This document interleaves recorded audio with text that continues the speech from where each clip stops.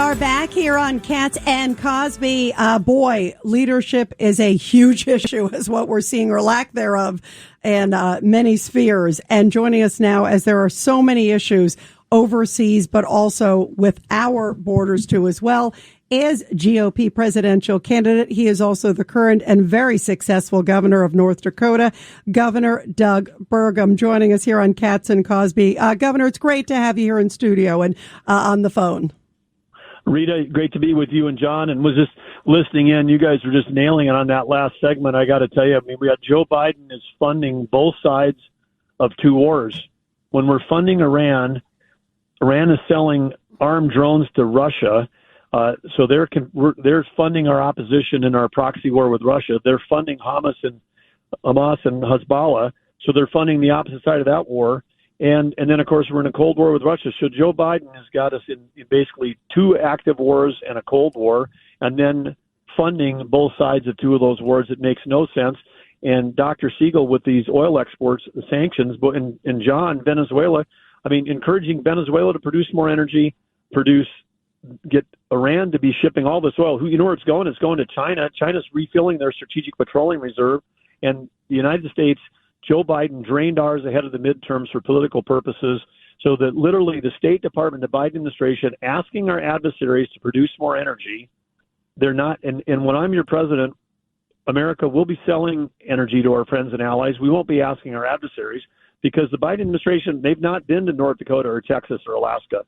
In North Dakota, we produce more energy than most OPEC nations. Nobody's been up there asking us. And as John, you pointed out, we do it cleaner, better, and safer than anyone else in the world. If Americans cared about the environment only, if that was their only issue, you'd want to have every drop and every electron of energy produced in the United States. And we're also, Governor, like you said, we're funding Russia, because when oil went from 55 and now it's closer to 90, 95, we're giving Russia the money to fight the Ukraine war. I mean, we're creating our own banana peel.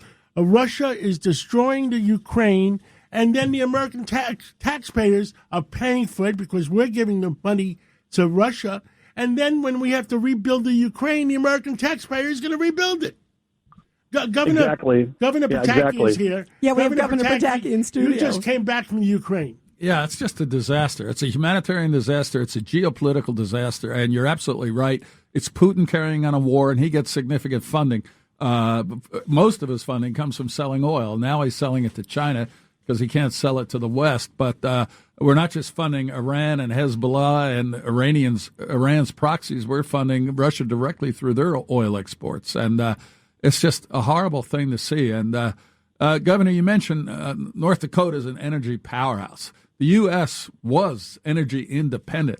Have you followed or commented on Biden's basic war on American energy as we see these prices rise, the petroleum reserve collapse, and are funding our enemies? Well, absolutely, and he's attacking in every possible way that he can, doing it through rulemaking. U.S. Fish and Wildlife, Bureau of Land Management, EPA, North Dakota, we're the tip of the spear. We're pushing back on over 20 rulemaking efforts that the administration have. When I say rule singular, a rule might be 800 pages long, but they're basically trying to kill the U.S. energy. And take a look at what they're doing to Alaska. After World War II, we created the U.S. Navy Strategic Petroleum Reserve in Alaska. It was the size of Indiana. These permits that Biden gave are equal to about the size of 2 golf courses in what would be the space of Indiana. And we could be selling clean energy to our allies, Japan, the Philippines, South Korea, but instead they are all at risk right now with what China's doing in the South China Sea. They also, if there's a disruption with Taiwan, our biggest allies are also cut off from energy. They all import energy.